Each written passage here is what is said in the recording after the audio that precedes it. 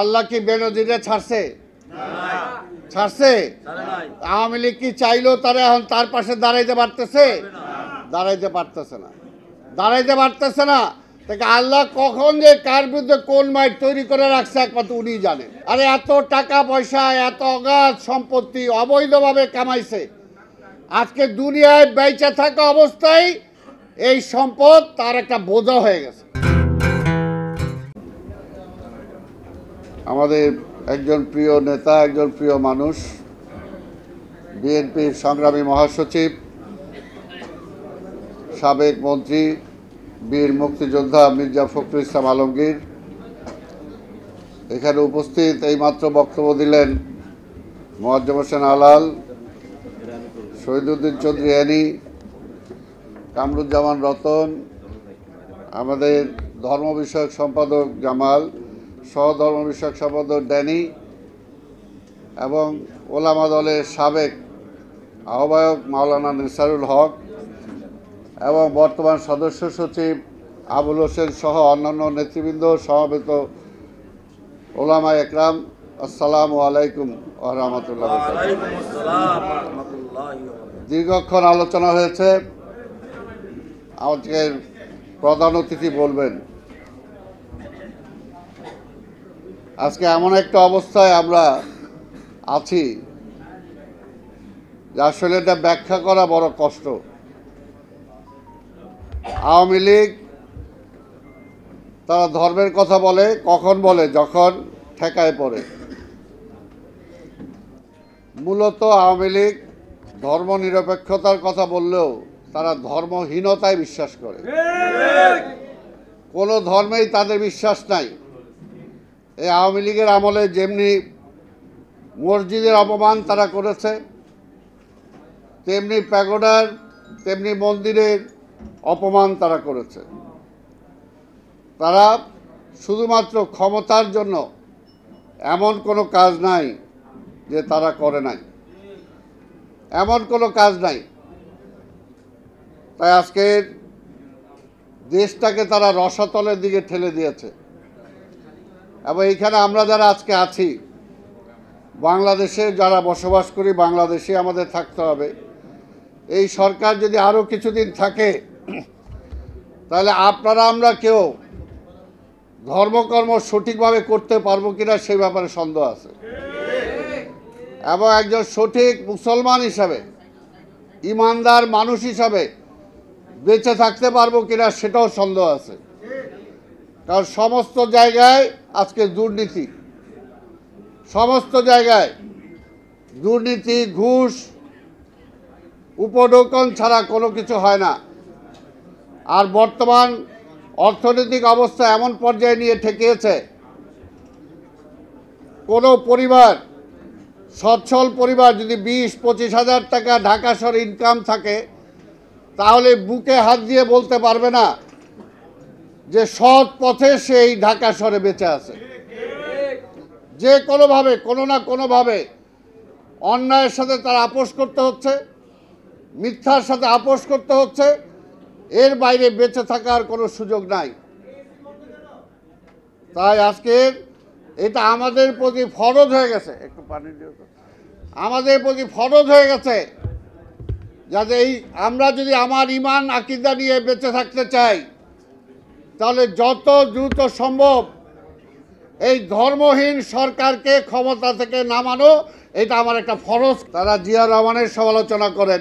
জিয়া রহমানের যে অবদান এই দেশের জন্য, এই অবদানের ধারে কাছেও এখন পর্যন্ত আওয়ামী লীগ আসতে পারে নাই। যেমনি মুক্তিযুদ্ধে তার অবদান, মুক্তিযুদ্ধের পরে এই দেশটাকে গড়ে তোলার তার অবদান, এবং এই দেশের মানুষকে খাইয়ে পরিয়ে শিক্ষার যে ব্যবস্থা, সেদিকে যে অবদান, কোনো দিক দিয়েই জিয়া রহমানকে খাটো করা যাবে না। আজকে শিক্ষার কথাই যদি বলি, আজকে এখানে আপনারা যারা আছেন, আপনারা মাওলানা আছেন, অনেকে হয়তো মাদ্রাসার সাথেও জড়িত আছেন, সুপারিনটেন্ডেন্ট আছেন। আজকে এমন ব্যবস্থা, শিক্ষা যে ব্যবস্থাটা আজকে বাংলাদেশে চালু হয়েছে, আমাদের ছেলে মেয়েদেরকে কি শিক্ষা দেওয়া হচ্ছে? এই ব্যাপারে কি আমরা সজাগ? এই ব্যাপারে আমরা সজাগ না। আমার ভবিষ্যৎ প্রজন্মকে তারা কোন দিকে ঠেলে দিতে চাচ্ছে, আমরা কি এটার জন্য যে জোরালো যে একজন মুসলমান হিসাবে, একজন ইমানদার হিসাবে এটার যে প্রতিবাদ করা দরকার, আমরা কি সেই জোরালো প্রতিবাদ করছি না। কিন্তু একজন মানুষ হিসাবে, একজন পিতা হিসাবে, একজন মা হিসাবে, একজন ভাই হিসাবে এটা প্রতিবাদ করাটা এই মুহূর্তে ফরজ হয়ে গেছে। যে সমস্ত শিক্ষা কারুকালামে তারা নিয়ে আসছে, এটা কিন্তু আমরা খুব সিরিয়াসলি নিচ্ছি না। কিন্তু এটা সিরিয়াস ব্যাপার যে ভবিষ্যৎ আমার ছেলে মেয়ে কী হিসাবে তারা গড়ে উঠবে, সেই জিনিসটা কিন্তু আজকে চিন্তা করা দরকার। আজকে যদি আমরা না চিন্তা করি, অবহেলায় সময় যাবে। কিন্তু ওই যে আল্লাহ তো উপরে আছে, আমার উপর যে দায়িত্বটা আছে, এই দায়িত্বটা আমি যেখানে আছি সেখান থেকে আমার দায়িত্বটা পালন করা উচিত। এটাকে আমার পালন করা উচিত। আর আমি যদি না পালন করি তাহলে এই দায়িত্ব আমার উপরেই বর্তাবে। আজকে এমন একটা অবস্থায় দেশ চলে গেছে, আল্লাহ কি বেনজিরে ছাড়ছে? আওয়ামী লীগ কি চাইলেও তারা এখন তার পাশে দাঁড়াইতে পারতেছে না। তাকে আল্লাহ কখন যে কার বিরুদ্ধে কোন মাইট তৈরি করে রাখছে একমাত্র উনিই জানেন। আরে এত টাকা পয়সা, এত অগাধ সম্পত্তি অবৈধভাবে কামাইছে, আজকে দুনিয়ায় বেঁচে থাকা অবস্থায় এই সম্পদ তার একটা বোঝা হয়ে গেছে না। এটা কি সম্মানের সাথে সে বলতেও পারতেছে না, এটাকে গিলতেও পারতেছে না।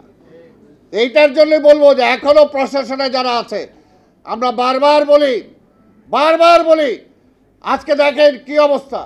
আজকে বেনজির তো পালাইছে, আমাদের নেতারা তো দেশ থেকে বাইরে যাইতে হলে ওই এয়ারপোর্টে কতক্ষণ বসে থাকতে হয়। আজকে কি অবস্থা আমাদের কর্মীদের, এখনো যারা প্রশাসনে আছেন তাদেরকে বলতে চাই, এই মুহূর্তে আমাদের ঢাকা মহানগরীতে এমন নেতা আছে যে আজকে তার হার্টের অবস্থা খারাপ, কিন্তু কোন হসপিটালে নিব এটা আমরা বলতেও পারছি না, তার চিকিৎসাটাও ঠিকমতো করাতে পারছি না। আমার ধানমন্ডি থানার সাবেক সভাপতি ছিল কমিশনার বাবুল, আজকে নজরুলও চিনবে, এরাও চিনবে যে কী হয়েছিল তার। সে চরম অসুস্থ থাকা অবস্থায় সে চলে গেছে শ্বশুর বাড়িতে, সেইখানে পর্যন্ত পুলিশ যে হামলা করছে। ওইখান থেকে যে এক হসপিটালে গেছে সেইখানেও তারে ধরার জন্য চলে গেছে। তারপর সেইখান থেকে গ্রামে সে মাঠে ছিল, এবং সেই অবস্থায় তাকে মৃত্যুবরণ করতে হয়েছে। এবং এইটাও দেখেন, তার লাশ যখন নিয়ে আসে তার বাড়িতে ধানমন্ডিতে, যখন আমি যাই তখন আমার এক কর্মী বলতেছে যে সালাম ভাই, আমি ওসি সাহেবের খবর দিয়ে আসছি যে বাবুল ভাইকে আনা হয়েছে, আপনারা নিয়ে যান। এই হলো অবস্থা। অর্থাৎ মৃত আইসে, এতদিন তো খুঁজছেন, তো বাড়িতে তো আইসে, লয়ে যান। আজকে এই হলো অবস্থা। আজকে দুর্নীতিবাজ বেনজিরকে তারা ধরতে পারে না, আবার বলে তার সাথে আমাকে কোনো সম্পর্ক নাই। এই বেয়াদব ওবায়দুল কাদের আজকে মিথ্যা কথা বলে, আজকে এটা ভণ্ড,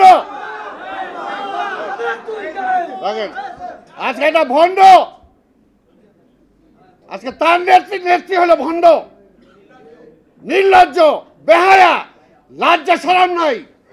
আজকে কথায় যখনই দেশ চালাইতে পারে না তখনই বলে তারেকরে আনতেছি। আর এবার তারেক কি করছে? নিজে যা দেশ চালাইতে পারে না, হাজার কোটি টাকা লুটপাট হয়ে যেতেছে, ব্যাংকগুলো খালি হয়ে যেতেছে। এই পরশুদিনও দেখলাম ইসলামী ব্যাংকের বোল্টের থেকে সোনা চুরি হয়ে গেছে। কারা করছে? এটাও কইব তারেক। এইটাও বিএনপি। কয়েকদিন আগে ঝড় আইছিল, বলবেন এইটাও বিএনপি আনাইছে ঝড়। নিজেরা দেশ চালাইতে পারে না, পাশাপাশি এমন একটা অবস্থা হয়েছে যে আজকে দেশটাকে তারা একদম বানায় দিছে, জাহান্নাম বানায় দিছে। তো এই জাহান্নামের থেকে বাঁচতে হলে এই যে আপনারা যারা আছেন, আমি জানি আমার চেয়ে ভালো বক্তা আপনারা সবাই, আপনারা ওয়াজ করেন, বিভিন্ন মসজিদে যান, বিভিন্ন কিছুতে যান, আপনার ধর্মীয় বয়ান করেন, এবং যে কারণে ওয়াজের উপরেও আজকে সরকারের বিধিনিষেধ আছে। কিন্তু তারপরে বলবো আপনারা প্রত্যেকটা এলাকায় আজকে ওয়াজের নামে জনগণকে সত্যিকার দেশের অবস্থাটা তুলে ধরতে হবে, সাহস করে বলতে হবে, ইমানি দায়িত্বটা পালন করতে হবে। এটা শুধু একা মির্জা ফখরুল ইসলাম আলমগীরের দায়িত্ব না, এটা শুধু একা তারেক রহমানের দায়িত্ব না, বেগম খালেদা জিয়ার দায়িত্ব না, এটা আপনার আমার সবার। আজকে দেশটাকে ধ্বংস করে দিতেছে, আজকে এই দেশটাকে আজকে প্রতিবেশী রাষ্ট্রের একটা অঙ্গরাজ্য পরিণত মতো অবস্থা আজকে নিয়ে চলে গেছে। কোথায় স্বাধীনতা আছে আমাদের? কোথায় স্বাধীনতা আছে? তাই আজকে বলবো, কেউ কিন্তু আল্লাহর তরফ থেকে মায় ঠিকই আছে। কাজে আমার এখানে নির্বাচন আমি কিভাবে করব সেটা আমি ঠিক করবো, এটাকে ভালো ঠিক করে দিবে? তারা ঠিক করে দেয় কে ক্ষমতায় আসবে, কে ক্ষমতায় আসবে না। ভণ্ড এগুলো তো আগে একটু এই সুযোগও পায় নাই, এখন সুযোগ হয়েছে।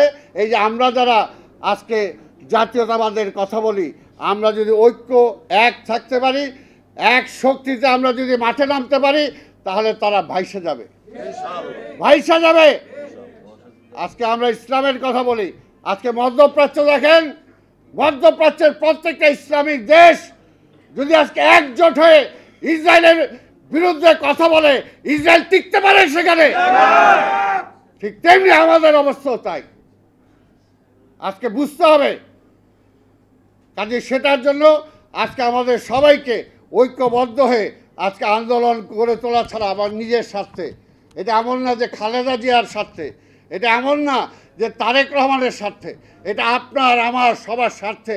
আজকে ফরজ, যেটা আমি প্রথমে বলছি, ক্ষমতা থেকে নামানো, নাই আমার ইমান আকিদা সব শেষ।